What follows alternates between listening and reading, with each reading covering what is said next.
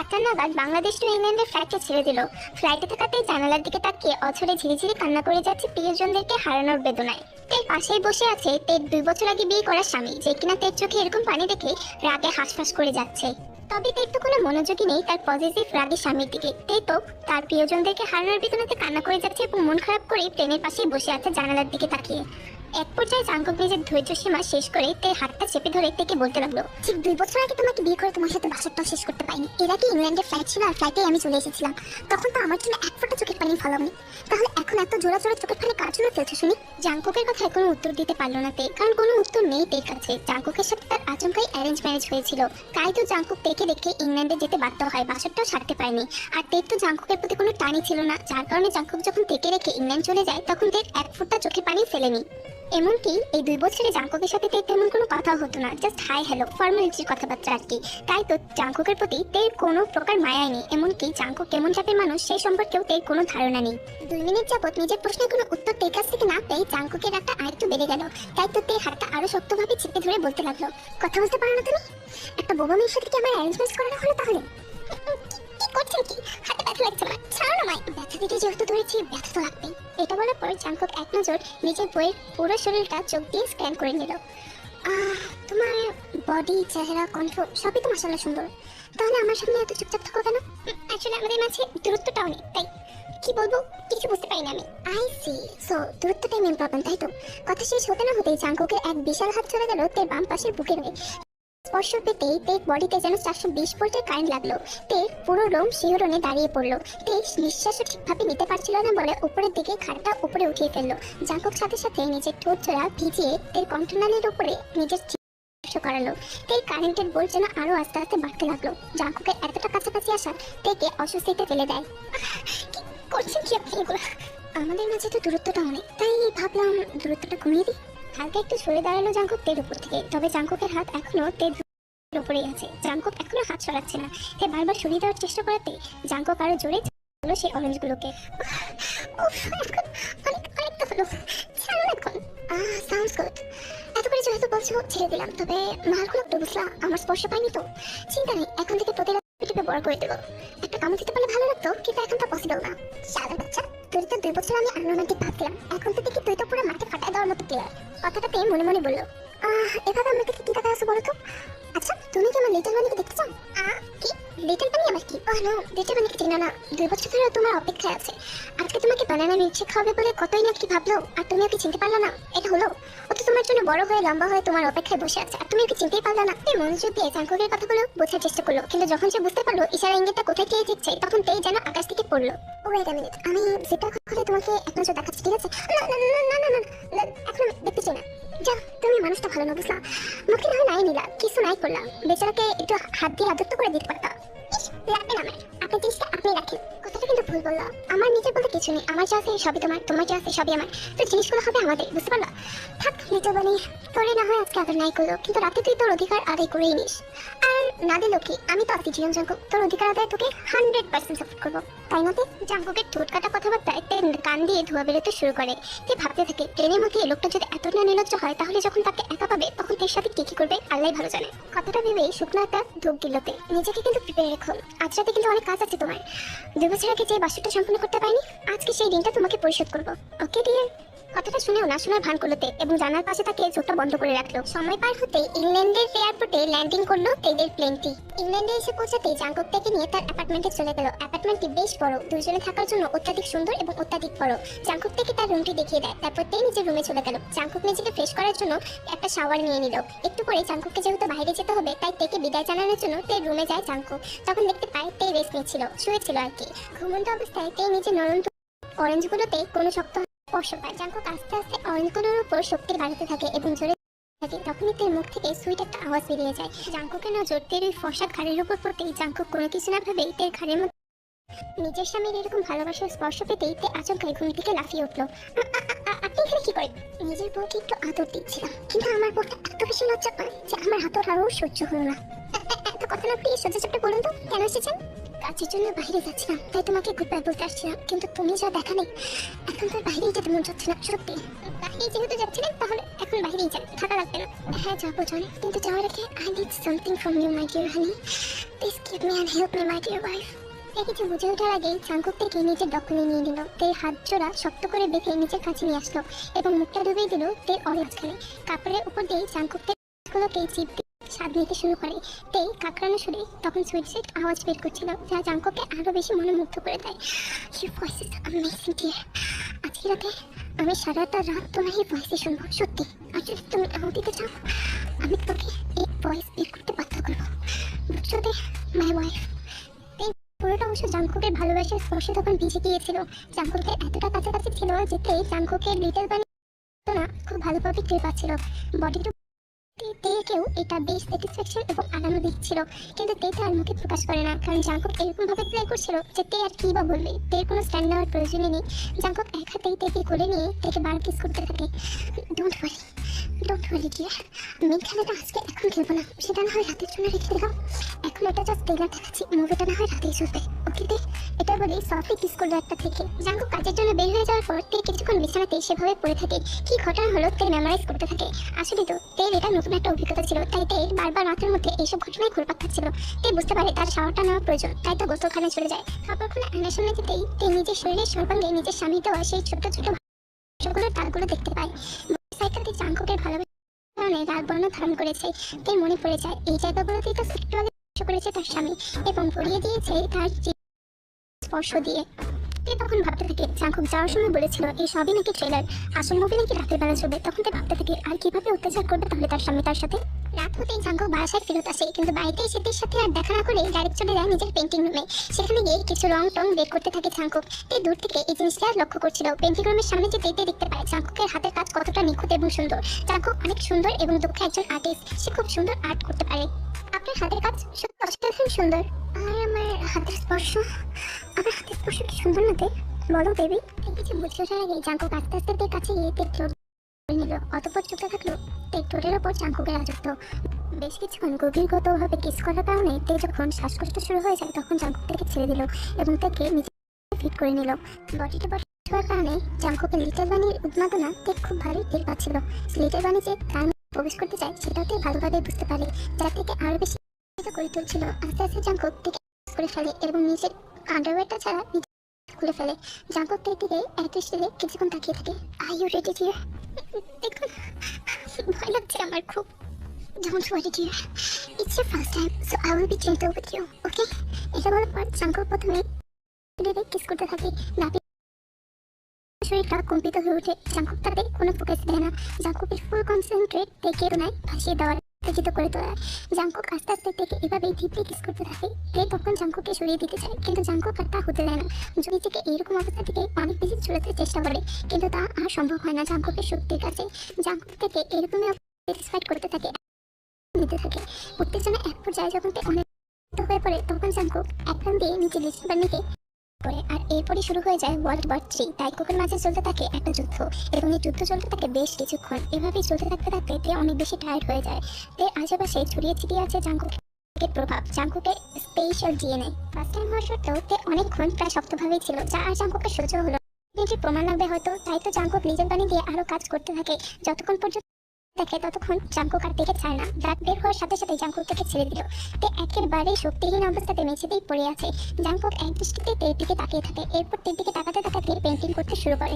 বেশ কিছুক্ষণ পর জাঙ্কুক একটা পেন্টিং শেষ করে ফেলে। তে তখনও অচেতন অবস্থাতে মেঝেতেই পড়ে আছে। জাঙ্কুক সেই ব্লাডটা হাতে নেয় এবং এরপর পেন্টিংয়ে নিজের নামটা সিগনেচার করে দেয় এবং সাথে রাখে একটা ফিঙ্গারপ্রিন্ট। তের হাতেও সেই ব্লাডটা নিয়ে পেন্টিংটার সামনে গিয়ে তের হাত বরাবরও সেই ফিঙ্গারপ্রিন্টটা পেন্টিংয়ে ছাপিয়ে দেয়। হয়তো স্মৃতি হিসেবে রেখে দিতে চায় জাঙ্কুকের পেন্টিংটা ছিল তাইকোকের একটা অন্ধ ছবি। সকালে তে ঘুম ভাঙতেই বাসার মধ্যে কাউকে খুঁজে পায় না। তে বুঝতে পারে জাঙ্কুক হয়তো কাজের জন্য বাইরে চলে গিয়েছে। মাথাটা তে ঝিমঝিম করছে। মনে পড়ে গেল কালকে রাতে জাঙ্কুক এবং তের মাঝে হয়ে যাওয়া ওয়ার্ল্ড ওয়ার 3 কাহিনী। তে বাথরুমে গিয়ে নিজেকে ফ্রেশ করে নেয়। তারপর ডাইনিং টেবিলে গিয়ে বসে কিছু খাবারটা খেয়ে নেয়। নিজেকে অনেক বেশি দুর্বল লাগছে। শাওয়ার শেষ করে তে একটু রেস্ট নিচ্ছিল। তখনই জাঙ্কুকের রুমের দিকে হাত বাড়াইতে দেখে জাঙ্কুকের রুমটা সবসময়ের মতো অগোছালো। জাঙ্কুকের টেবিলের উপরে কিছু জিনিসপত্র দেখে তের চোখ একেবারে কপালে উঠে গেল। টেবিলের উপরে অনেকগুলো ডার্ক রোম্যান্সের বই ছিল, সাথে ছিল হ্যান্ডকাফ, চাবুক, আরও ছিল কিছু ভাইব্রেটর। এগুলো দেখার পর তে প্রথমে বুঝতে পারে না, কিন্তু পরেই সব কথাবার্তা তের মাথায় খোলা হয়ে যায়। আসলে এইসব দিয়ে জাঙ্কুক কি করতে চাইবে? তাহলে কি তের উপর এক্সপেরিমেন্ট করবে? এসব কথাই তে ভাবতে থাকে। হুট করেই তেকে পেছন থেকে হাত করে নেয় জাঙ্কুক, বসিয়ে দেয় নিচে 5 আঙ্গুলের ছাপ। সাথে সাথে গুলোকে উপভোগ করছিল এবং মাপছিল হাত দিয়ে। আমার স্পর্শ হাত থেকে একটু বড় হয়েছে, তাই না স্যার? কি করছো কি? ছাড়ো না ভাই, আমি এমনি এমনি টায়ার্ড, প্লিজ। ব্যথা লাগছে তো, ছাড়ো বলছি। তোমার চুল ভেজে কেন? শাওয়ার নিয়েছো তুমি, তাও আবার আমাকে ছাড়া। এটাকে কি করে বলো তো? এখন থেকে তোমাকে আরো একবার আমার সাথে শাওয়ার নিতে হবে, ওকে? না, আমি একবার শাওয়ার নিয়েছি, আমি নিতে পারবো না। আর তাছাড়া আপনি টেবিলের উপর এগুলো কি? এইসব জিনিসপত্র দিয়ে আপনি কি করবেন শুনি? এটা কোনো কাজ করলাতে? এগুলো তো আমি তোমার জন্য সারপ্রাইজ রাখছিলাম। আমি সারপ্রাইজ দেওয়ার আগে সারপ্রাইজ করে দেখে ফেলা এখন তোমার পানিশমেন্টের টাইম। তো পাপ যেহেতু করছো, এখন মাসুল তো দিতেই হবে। এটা বলার সাথে সাথে জাঙ্কুক থেকে কোলে করে নিল এবং শাওয়ারে নিয়ে আর চালিয়ে নিল তের সাথে। তো এভাবে অনেক বেশি টায়ার্ড ছিল, তাইতে কোনোভাবেই লড়তেও পারছিল না। এই সুবিধাটাই জাঙ্কুক পুরোপুরি শুষে নিল। জাঙ্কুক তো এটাই চায়, তে যেন পুরো একেবারে শেষ হয়ে যায়। জাঙ্কুকে নিতে অনেক ডিস্ট্রাকশন লাগে, যখন তে থেকে মুখ থেকে সুইচেস আওয়াজ বের হয়, কিন্তু তে করতে আর কিছুই পারে না। এগুলো জাঙ্কুকে অনেক বেশি আনন্দ দেয়। জাঙ্কুক এসব করে অনেক ডিস্ট্রাকশন পায়। এরপর তেকে গোসলটা শেষ করে তেকে খাটের উপর শুয়ে দিল। ড্রেসলেস অবস্থাতেই হ্যান্ডকাপ দিয়ে তে হাতটা বেঁধে ফেলল খাটের সাথে। আরে না, প্লিজ এবার অফ টাইম, আমি পারতেছি না।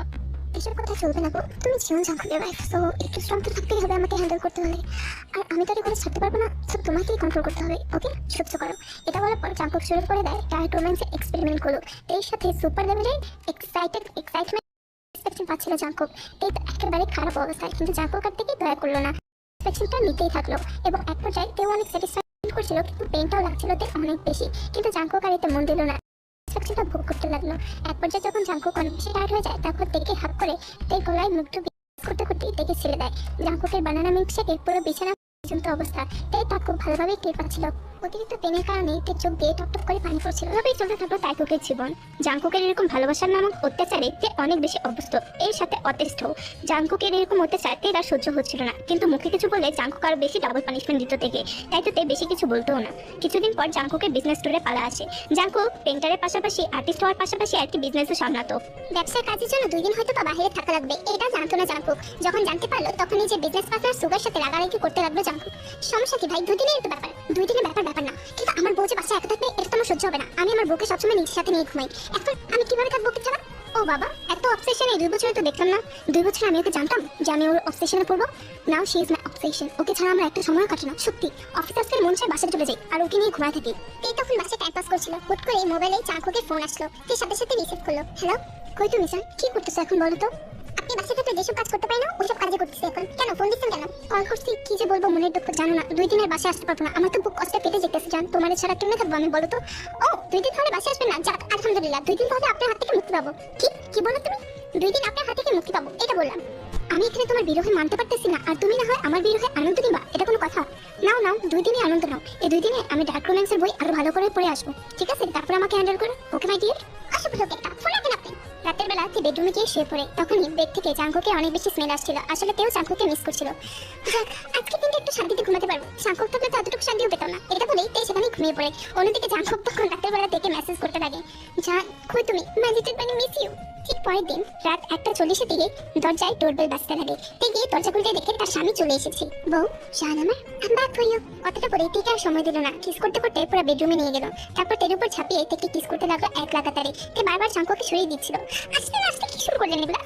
পানিশমেন্ট দিয়ে তোমাকে আমি মিস করছি, তুমি কেন আমাকে মিস করো না? এটাই পানিশমেন্ট। আর জানো, আমি কিন্তু এই 2 দিনে ডার্ক রোম্যান্সের বই অনেকটাই পড়ছি। তোমাকে অনেক ফিল করার চেষ্টা করছি, কিন্তু কাছে পাইনি। এখন সব কিছু ফিল করা স্টার্ট করবো, okay dear? Now are you ready for my love torture baby? না, আমি আপনি টর্চার নিতে পারবো না। Please babe. কি বেব বললা? যাও, তোমাকে ডিসকাউন্ট দিলাম। যেহেতু বেব বলছো, সে অনুযায়ী আজকে তোমাকে একটা ডিসকাউন্ট তো দিতেই পারি আমি, ঠিক না? ধন্যবাদ আপনাকে। আজকের জন্য এভাবে আমি রেডি না, আমার ভালো লাগছিল না। ইস, রেডি না বলে হবে নাকি? আমি খেলাধুলা ছাড়তে পারবো না তোমার জন্য। তোমাকে ডিসকাউন্ট দিলাম, যদিও টর্চার করতাম, কিন্তু আজকের লাভ টর্চারটা না হয় বাদ দিলাম। যাও, আমার লিটল বানি তোমাকে তোমার ঠোঁটের স্পর্শ পেতে চায়, সো আমার লিটল বানিকে কিস করো। কি? হ্যাঁ, লিটল বানিকে কিস করো, তাহলে আজকে টর্চার থেকে মুক্তি পাবে। আর নাহলে কিন্তু আমি উপন্যাসে ঢুকে যাবো, একেবারে যাবো। আসলে জান, আমি না আসলে দেখো, এখন যদি তুমি এতটুকু না করতে পারো, তাহলে কিন্তু আমি উপন্যাসে ঢুকে যাবো, আর কোনো ডিসকাউন্ট তুমি পাবে না। আচ্ছা, আমার আনকমফোর্টেবল লাগতেছে। ডোন্ট ওয়ারি জান, তোমার সব আনকমফোর্টেবলনেস আমি দূর করে দেবো। এটা বলে জাঙ্কুক থেকে কাছে নিয়ে আসলো। তারপর তেও আস্তে আস্তে জাঙ্কুকের লিটল বানির কাছে যেতে লিটল বানিকে কিস করলো। সাথে সাথে জাঙ্কুক বেড়ে গেল। তের এরকম লিটল বানিকে কিস করাতে জাঙ্কুক উত্তেজনা একেবারে শীর্ষ পর্যায়ে চলে গেল। তাই তো থেকে নিজের বুকে টেনে নিয়ে এসে খাটের উপর চালিয়ে ফেললো ওয়ার্ল্ড ওয়ার 4। আস্তে আস্তে জাঙ্কুককে ছড়িয়ে দিল ভালোবাসার সেই স্পর্শগুলো। তাই সর্বাঙ্গে এখন জাঙ্কুকের নিশানাই স্পষ্ট। জাঙ্কুকের এরকম উন্মাদনা থেকে অনেকটাই প্রভাবিত করে, কিন্তু তবে তা স্বীকার করে না তের কাছে ব্যথাটাই নাকি বেশি লাগে, এটাই বলে সবসময়, কিন্তু জাঙ্কুককে তাও থামানো সম্ভব হয় না। এখন থেকে প্রতিটা সকাল জাঙ্কুকের ভালোবাসার স্পর্শ দিয়ে শুরু হয়। জাঙ্কুকের সেই লোভনীয় স্পর্শ এবং স্পর্শকাতক স্থান কাজ করে তেতে ঘুম ভাঙে প্রতিদিন। আজকেও তার ব্যতিক্রম নয়। তে আজকে মেজাজটা খিটখিটে ছিল, তাই জাঙ্কুকে এরকম কাছে আসা দেখে তে সাথে সাথে রেগে যায়। আমার সবসময় এরকম কাছে আসবে না, সবসময় এরকম ভালো লাগে না জাঙ্কুক। তের মুখে এরকম ছাই খাওয়ার পর জাঙ্কুক কিছুক্ষণ তের দিকে তাকিয়ে থাকে, তারপর নিঃশব্দে সেই রুম ত্যাগ করে চলে যায়। শাওয়ার নিয়ে ডিরেক্ট অফিসে চলে যায়, তেকে কোনো কিছু না বলেই। আমি এমন কি বলেছি যে আমার সাথে শাওয়ার না নিয়ে চলে গেল? থাকুক না, যদি একা থাকার ইচ্ছা থাকে থাকুক, আমি এভাবে কই ওনাকে আর কাছে রাখবো। আজকে বিকেলের দিকে জাঙ্কুক বাসে চলে এসেছে। বাসে চলে আসার পর এমন না যে তের উপর রেগে আছে, এর সাথে হালকা পাতলা ভালোভাবেই কথা বলছে, ভালোই আছে। তারপর পেন্টিং রুমে গিয়ে পেন্ট করতে শুরু করে জাঙ্কুক। তে দূর থেকেই দেখে যাচ্ছে জাঙ্কুকে তার রোমান্টিক স্বামীটা আজকে এরকম আনরোমান্টিকের মতো আচরণ করে বেড়াচ্ছে কেন? তাহলে কি তের উপর রাগ করেছে জাঙ্কুক? এটা ভেবে তের মনটা একটু খারাপ হয়, কিন্তু তা আর প্রকাশ করে না জাঙ্কুকের কাছে। আজকে প্রায় রাত 12টা পর্যন্ত জাঙ্কুক পেন্টিং করেছে, অনেকগুলো পেন্টিং করেছে জাঙ্কুক। পেন্টিং শেষ হওয়ার পর জাঙ্কুক হাত মুখ ধুয়ে নিজের রুমে গিয়ে ঘুমিয়ে পড়লো।